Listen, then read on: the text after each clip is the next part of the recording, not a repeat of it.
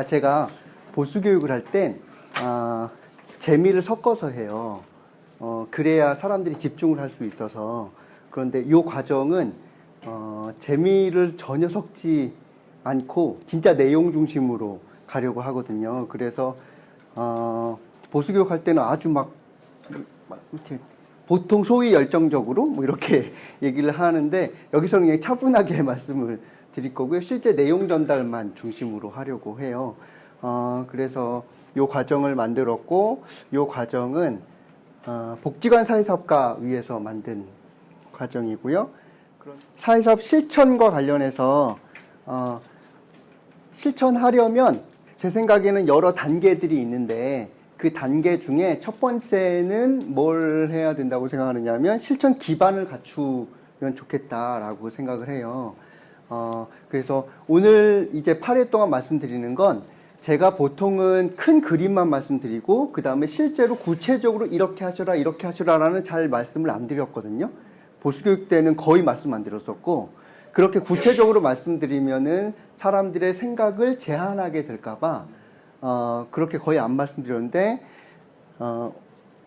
요번 8회 하는 거는 아주 구체적으로 말씀드릴 거예요. 그래서 뭐 누군가를 이야기할 때는 눈을 맞춰야 된다 뭐 이런 아주 구체적인 내용들을 말씀드릴 건데, 전제 조건이 있어요. 제가 여러 번 경험했던 것, 컨설팅 했던 걸 통해 가지고 유용하다고 생각되는 것들을 말씀드리긴 하는데, 일반화할 수 없다는 거는 당연히 아시겠죠.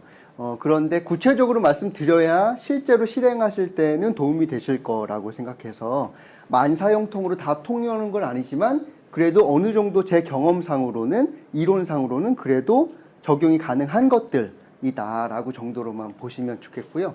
그래서 책이랑 이런데, 사회복지 실천은 이런데 잘 안 나오는 내용들이 아주 많습니다. 그래서 저는 실천하려고 할 때 먼저 무슨 기반을 갖춰야 되느냐면, 실천 잘하려면 기반이 있어야 된다고 생각하고요. 기반을 갖추려면은 사회사업가가 먼저 자기 이해 먼저 해야 된다라고 생각을 해요. 그런 점에서 보면은 사회사업 정의를 스스로 좀 내려보는 것이 중요하다고 생각해요. 사회사업 정의는 정해져 있는 걸까요? 아니면은 정답을 찾아야 되는 걸까요? 아니면 각자 정의할 수 있는 걸까요? 제가 질문 이렇게 하면 좀 이따 제가 할 거예요. 예, 답을 할 거니까 걱정하지 마시고, 제 생각에는 사회사업 정답 있는 거 아니라고 생각하고요. 또 시대가 달라지면 당연히 그 시대에 맞는 사회사업 정의도 또 내려야 되는 사안이라고 생각해요.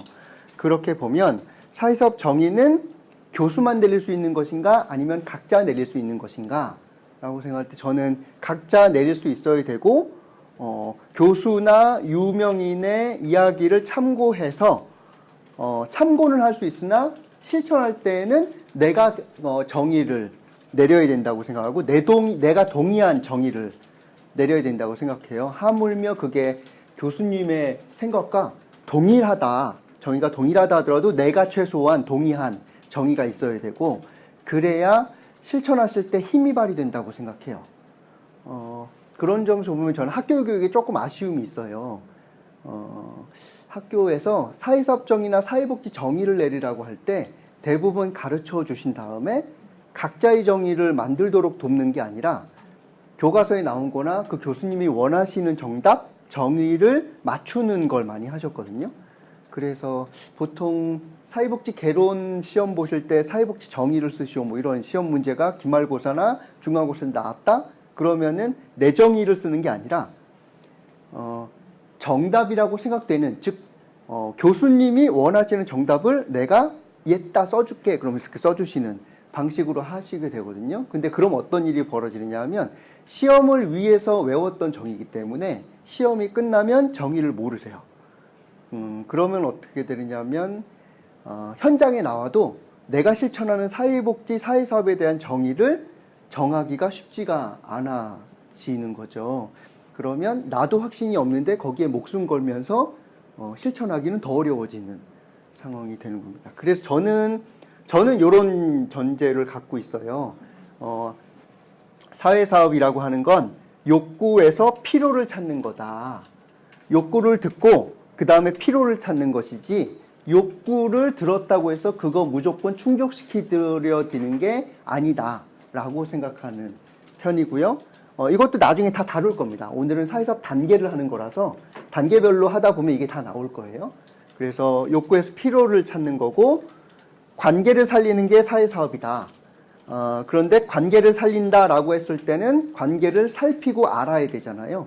관계를 이해하고 관찰하는 방법은 저는 두 가지로 보는데 관계망을 찾는 거, 이걸 그냥 관계지도라고 하셔도 되고요.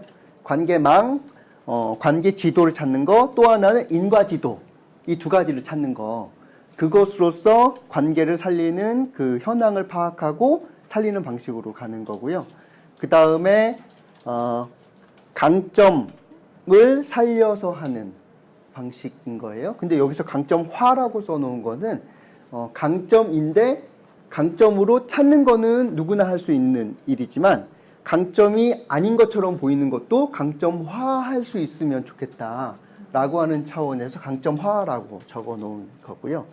그래서 우리가 도와드렸던 그 생태체계는 어땠으면 좋겠느냐면 그 생태체계가 자생적으로 더불어 사는 공생에 가까웠으면 좋겠다라는 거고요.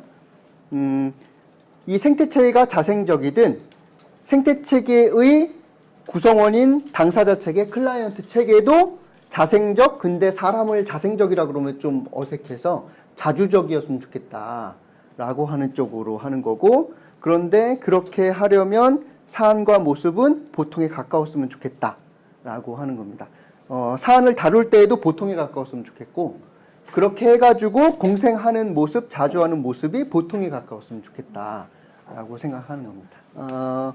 그래서 이렇게 하는 게 제가 생각하는 사회사업이다라고 보시면 될 것 같아요. 중간중간에 계속 설명드리겠습니다. 그래서 내가 규정하는 사회사업은 무엇인지 한번 정리해 보시면 좋겠어요. 제 생각에는 자기 언어로 바꿔보는 게 매우 중요하다고 생각해요. 그래서 독서를 할 때에도 저는 주로 이렇게 하거든요. 독서를 하다 보면 줄을 치잖아요. 줄을 치는데 그 줄을 친 걸 최소한 내 언어로 바꿔보려고 노력하고요. 내 언어로 바꾸는 과정을 통해서 무슨 일이 일어나느냐면 내재화가 이루어지는 겁니다. 근데 줄만 쳐버리면 어떻게 되느냐면 그 글만 그냥 받아들이게 되고 내가 그걸 사고하고 철학해가지고 내재화시키지 못하는 거예요. 저희가 보통 공부라고 했었을 때는 그 텍스트를 그냥 외우는 걸까요? 아니면은 내가 그걸 이해하는 걸까요? 이해하는 겁니다. 이해해야 응용할 수 있거든요. 근데 이해하려면 어떻게 해야 되느냐면 내 언어로 바꿔보는 게 매우 중요합니다. 제 수업 요거 들으실 때에도 내 단어는 뭐가 맞을까? 이 자생적 공생이라는 단어도 제 언어인 거고, 근데 선생님들의 언어로 조금씩 바꿔보시는 훈련을 하시다 보면 자연스럽게 사회사업에 대한 정의가 스스로 생기게 될 거고, 그렇게 되면 어느 정도 수준에 올라간다고 생각해요, 저는. 그래서 일가를 이룬 개인이든 기관이든 보면요, 자기 개념 정의부터가 명확합니다. 자기가 생각하는 사회사업이란 무엇이다 라고 하는 정의가 명확하고, 그 얘기는 세계관과 가치관이 명확하다는 거예요. 그래서 이런 것들을 명확하게 하는 것부터 기초로 기반으로 가지시면 좋겠고, 그런 점에서 보면 여기는 문촌칠 사회복지관이라는 곳인데, 여기는 어떤 걸 추구하는 곳이냐면 낳고 기르되 소유하지 않는 복지, 그래서 복지가 부족한 곳에 복지를 세우고 지역 공동체의 복지 능력을 소중히 키워서 주민 스스로 복지 환경을 만들어갈 수 있도록 지원하겠습니다 라고 되어 있잖아요. 그럼 이 복지기관은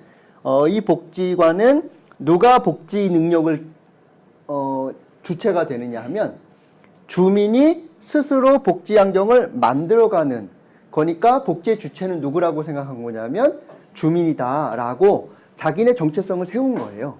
그렇게 세우고 난 다음에 사회복지사는 뭐 하는 사람이라고 규정 지은 거죠?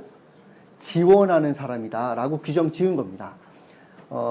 이게 어디에서나 통용될 수 있는 사회사업 정의는 아니지만 최소한 자기 동네에서 실천하는 복지관의 정체성은 이렇다라고 스스로 조작적으로 정의를 내리는 거예요. 이렇게 정의를 내리는 과정들이 매우 중요하다고 생각해요. 인생은 어떻게 사는 게 잘 사는 걸까요? 정의할 수 없죠. 그런데 그렇다고 해서 가치관이나 이상이나 사명 없이 살아갈 수 있을까요? 없을까요? 사람이? 그것도 없어요. 정답은 없으나 각자의 사명과 이상을 가지고 살아가듯이 자기의 이상과 사명을 정하는 것처럼 사회복지사로서의 이상과 사명, 기관으로서의 이상과 사명도 정하시는 과정들이 필요하고, 그래서 김세진 선생님이라고 하는 분도 사회사업은 당사자와 지역사회가 복지를 이루고 더불어 살게 돕는 일이다. 한마디로 더불어 살게 돕는 사람이다. 관계 안에서 관계로서 일하는 사람이고, 그래서 사회복지사 별명이 관계주선사다라고 본인은 그렇게 정확하게 정의를 내리고 시작하시는 거죠. 좀 부족하다 하더라도요, 만들어 보시면 좋겠고, 그런 점에서 보면 저는 전재일 선생님이나 승근배 선생님이나 정영경 선생님이나 홍준호 선생님이나 지금 광교의 부장님으로 계시고, 승근배 선생님은 요즘 4차 산업혁명과 복지개의 민주주의 뭐 이런 얘기들을 하시고, 그다음 정영경 선생님은 후원 그리고 자원개발 이런 쪽, 모금 이쪽으로 된 집중하시는 사회복지사 선생님이시고, 홍준호 선생님은 개인복지사무소 하겠다고 가상사무소처럼 하시는 분이신데, 이분들을 보면 대부분은 자기의 생각을 대부분 글로 쓰시는 분들이시고, 글로 쓴 것을 사람들한테 발표하고 피드백 받으면서 계속 스스로 다듬어 가시는 분들이시거든요. 그러면은 저는 느릴 수는 있어도 어느 정도 경지에 오를 수 있다라고 생각하고, 처음에는 베끼고 투박하더라도 자기다움을 지속하느냐, 여기 핵심은 이거예요. 자기다움이라고 생각해요. 예. 그래서 자기다움을 계속 지속하느냐, 아니면 누가 써놓은 것에 대해서 포기하고 위탁해가지고 안전함으로 그냥 들어가느냐, 이 차이가 크다고 생각해요. 그런 점에서 보면은 현장에서 매뉴얼을 많이 요구하시는데, 매뉴얼을 요구하시는 거는 자기다움을 찾으려고 하시는 걸까요? 아니면은 안전한데 일단 포기하고 위탁해서 안전함으로 들어가는 걸까요? 후자입니다. 예. 그럼 어떻게 되느냐 하면 모두 다 똑같이 가는 겁니다. 매뉴얼로 가면. 그런데 사회복지의 특징은 지역사회의 특성에 맞춰가지고 개별화하는 것, 맞춤형으로 가야 된다고 하는데, 전국이 똑같다라고 하면은 누군가는 자기다움을 포기한 거라는 거예요. 누군지 모르겠으나. 그래서 스스로 한번 정해보시면 좋겠어요. 이게 첫 번째 하시면 꼭 좋겠다는 겁니다. 자기 이해라고 하는 부분에서 내가 사회사업가로 일한다, 사회복지사로 일한다 그러면 내가 실천하는 건 무엇인가를 정의를 내려보시면 좋겠어요. 이 본질적 차이가 있어야 실제적인 아주 구체적인 상이점들이 나오는 거고요. 말단에서 프로그램명을 어떻게 바꾸는가, 뭐 이렇게 사업을 기획할 때 어떤 걸 할 것인가 하는 것은 사실은 말단적 차이입니다. 본질적 차이를 가지려면 정의 자체가 기본적으로 다르면 나머지 말단은 별로 신경 쓰지 않아도 본질적 차별점이 나오게 되는 부분입니다. 그래서 먼저 정의해 보시면 좋겠고요.